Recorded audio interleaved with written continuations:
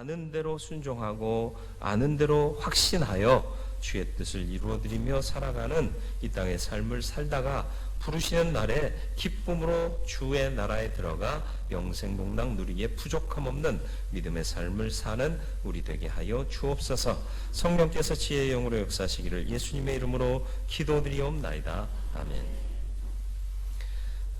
고린도 교회에 부활이 없다라고 주장하는 사람들에 대해서 반박하기 위해서, 만약 부활이 없다면 우리가 이 세상 어떤 사람들보다 더욱 불쌍한 자가 될 것이다, 이렇게 반어적으로 가정법으로 얘기하면서 부활에 대한 확신을 심어주고, 또 이후에는 하나님 안에서 주 안에서 믿고 죽은 자의 부활이 어떠한가를 설명한 후에 이제는 부활이 어떻게 이루어지는가, 이것을 설명하고 있습니다. 한국 교회는 부활에 대한 오해가 좀 있었습니다. 그래서 한동안 신자는, 믿다가 죽은 자들은 화장을 하지 않았어요. 왜요? 부활해야 되는데 화장하면 어떡하냐고. 그건 너무 좀 생각이 너무 순수하고 어렸던 거죠. 그런데 이제는 기독교인들도 더 화장해요. 뭐냐 하면 씨앗을 심는 것에 비유하잖아요. 씨앗은 형태가 어때요? 그냥 동글동글하고요. 뭐 그냥 씨 그 자체예요. 근데 심으면 뭘로 태어나요? 아름다운 꽃으로 피어나는 거죠. 부활이 그와 같다라는 거예요. 육신을 심으면 아름답고 찬란한 영원하고 완전하고 온전한 육체로 피어나는 것이 부활이다라는 거죠. 그걸 설명하기 위해서 사도 바울이 이와 같이 오늘 단락에서, 오늘 읽은 말씀의 본문에서 설명하고 있는 것입니다. 부활의 모습은 어떤 것이냐? 35절 누가 묻기를 죽은 자들이 어떻게 다시 살아나며 어떠한 몸으로 오느냐 하리니. 부활이라는 게 뭐냐? 단순히 다시 사는 거냐? 그게 아니다라는 거예요. 단순히 다시 산다면, 아니 난 지금 허리가 안 좋은데 또 허리 아파가지고 평생이 아니라 영원히 살아야 돼? 이런 마음 가질 수 있고요. 나에게 좀 부족한 부분이 있는데 그걸로 영생 살아야 하느냐, 이런 딜레마에 빠진 거예요. 그러니까 바울이 그거 아니다. 어떤 것과 같으냐? 씨 뿌리는 것과 같다. 씨와 태어나는 생명은 다르지 않느냐. 마찬가지다. 우리가 육신을 심으면 하나님께서 영원을 살 수 있는 신령한 몸을 주실 것이다. 이것을 말씀하고 있는 거죠. 그래서 36절로 38절 말씀이요, 어리석은 자여 내가 뿌리는 씨가 죽지 않으면 살아나지 못하겠고, 땅속에 묻히는 걸 죽는다라고 표현하는 거지 정말로 죽는 건 아니잖아요. 그죠? 또 내가 뿌리는 것은 장래의 형체를 뿌리는 것이 아니요. 무슨 말인고 하니, 나팔꽃이 예뻐요. 그럼 나팔꽃을 심으면 나팔꽃이 나요? 아니요. 그 꽃씨를 심어야 나팔꽃이 나는 거예요. 그러니까 장래의 형체, 우리가 신령한 자가 되기 위해서 신령한 자로 심겠느냐? 아니다라는 거죠. 지금의 것을 심으면 신령한 것이 피어나게 되어 있다. 다만 밀이나 다른 것에 알맹이 뿐이로되 하나님이 그 뜻대로 그에게 형체를 주시되 각 종자에게 그 형체를 주시느니라. 그죠? 밀을 심으면 밀이 나고, 씨앗을 심으면 꽃씨를 심으면 꽃이 피고, 각자의 형태는 하나님께서 정해 주신 대로 피어나게 돼 있는 것처럼 우리도 육신을 심으면 신령한 몸, 완전하고 거룩한 몸, 아름다운 몸으로 태어나게 될 것이다. 피어나게 될 것이다. 이렇게 설명하고 있는 것입니다. 바울이 이렇게 설명하는 이유가 뭘까요? 부활은 귀한 것이다. 부활은 아름다운 것이다. 부활은 완전한 것이다. 그러니 우리가 부활을 믿으면 그 어떤 것을 소유한 것보다 가장 복된 것을 소유한 것이다 라는 확신을 갖도록 하기 위해서 이렇게 풀어 설명하고 있는 것입니다. 부활을 믿는 자들은 새로운 몸과 그 부활을 사모하고 기대하도록 이것을 우리에게 설명하고 있다라는 것입니다. 저와 여러분들이 이 바울의 마음을 알고 그가 설명하려고 한 본질의 가치인 부활의 신앙을 확고히 할 수 있는 믿음의 사람이 되기를 축원합니다. 부활은 어떤 것이냐? 썩을 것, 욕된 것, 약한 것, 곧 육의 몸이 바뀌는 거예요. 어떻게 해요? 42절로 43절 말씀. 죽은 자의 부활도 그와 같으니 썩을 것으로 심고, 이 육체는 썩을 거잖아요. 그러니까 심는다. 썩지 아니할 것으로 다시 살아나고, 욕된 것으로 심고 영광스러운 것으로 다시 살아난다. 욕되다는 게 뭐예요? 우리 육신의 욕망들이 얼마나 우리를 힘들게 합니까? 그죠? 그런 욕된 것을 심고 영광스러운 것, 어느 것 하나도 탓할 것 없고 부족할 것 없이 완전한 영광스러운 것으로 다시 살아나고, 약한 것으로 심고 강한 것으로 다시 살아난다. 육신 약하잖아요. 보이지도 않는 세균이 들어오면 그것 때문에 이 몸이 몸져 누워요.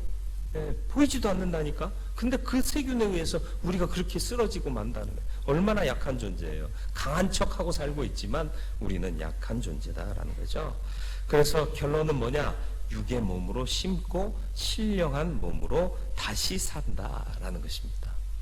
신령한 몸이 어떤 몸이에요? 예수님의 부활을 보면 알 수 있어요. 예수님께서 부활하셔서 엠마오로 가는 두 제자와 함께 동행하시잖아요.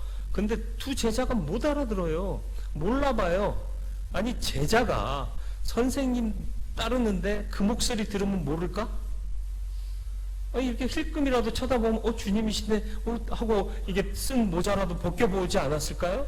근데 모르고 그 오랜 길을 대화하면서 가더라는 거죠. 왜 그랬을까요? 주님의 첫 모습과는 다른 신령한 몸을 입고 있으셨기 때문에 몰라본 거죠. 그리고 또 흔적은 갖고 계셨어요. 왜? 믿게 하려 하시기 위해서. 봐라, 내가 그 흔적을 가졌다 하고 보여주시는 거죠. 증거를 보여주시기 위해서. 그리고 제자들이 모여있는 집에 창문도 닫혀있고 방문도 닫혀있는데 그 안으로 그냥 들어오시잖아요. 이 육신을 가지고는 할 수가 없는 일이에요. 신령한 몸이기 때문에 들어온 거예요. 그래서 유령하냐? 라고 생각하는데 먹을 걸 달라 그래서 잡수시기도 해요.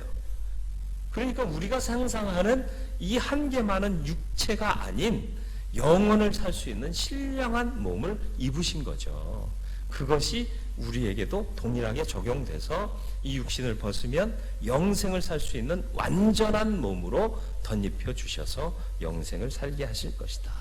제가 그래서 우스갯소리로 배역 많은 천국 가서도 배역만이어야 하느냐, 바뀌는 거예요. 우리의 모습이 바뀌어요. 신령한 모습으로요. 이 땅에 사는 우리의 육신의 특징은 뭐예요? 썩을 것이고 욕된 것이고 약한 것이어서 쇠하고 병들고 다치고 아프고. 그런데 이게 어떻게 변한다고요? 썩을 것이 썩지 아니할 것으로, 또 욕된 것이 영광스러운 것으로, 약한 것이 강한 것으로, 육이 영으로 다시 살아나는 것이 부활이다. 이거 믿으면 소망이 생겨요. 아파 죽겠다. 근데 이제 부활하면 아플 것도 없어요. 참 힘들다. 스트레스 받는 일이 많아요. 그런데 부활하면 완전한 영광의 몸이 되니까 그런 것들이 없어요. 그것을 온전히 믿으면 그날을 소망하며 살게 되는 거죠. 저와 여러분들에게 다른 소망이 아닌 부활의 완전함이 소망되기를 주님의 이름으로 축원을 드립니다.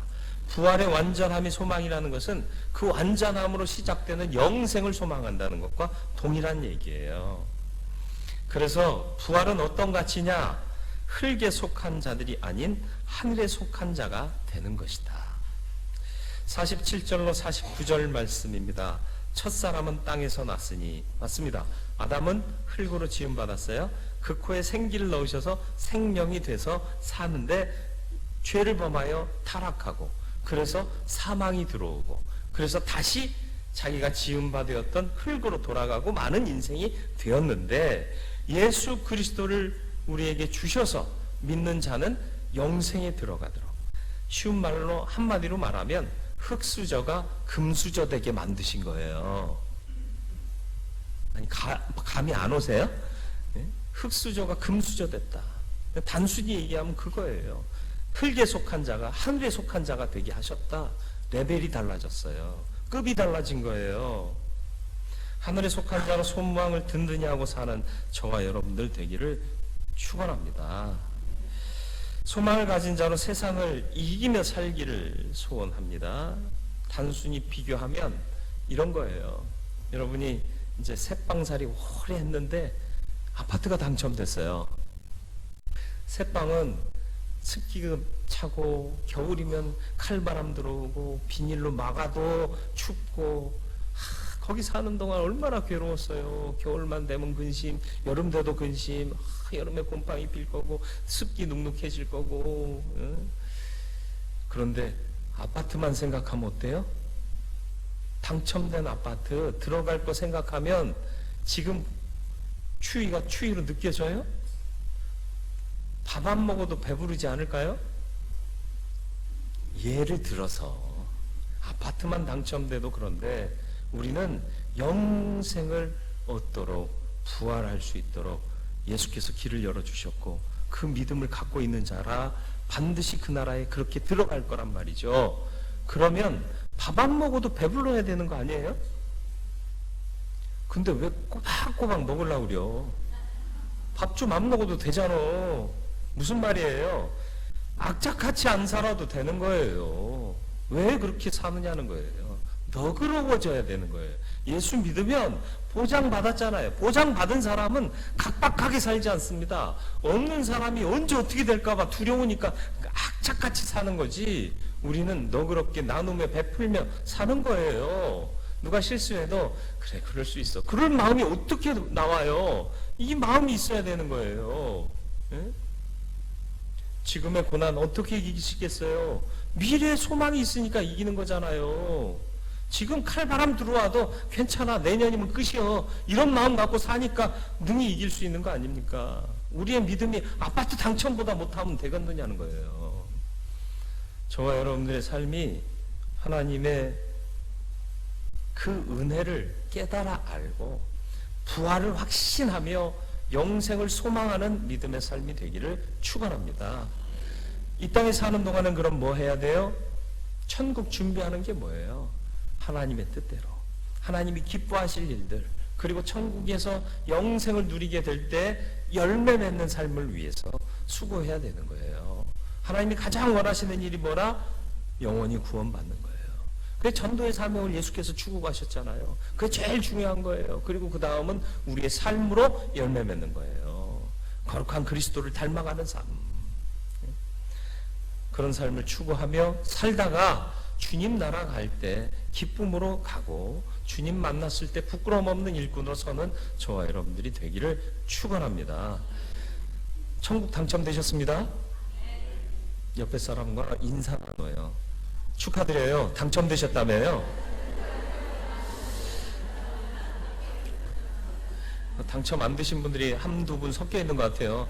아, 나는 아닌데, 아씨, 그러지 마세요.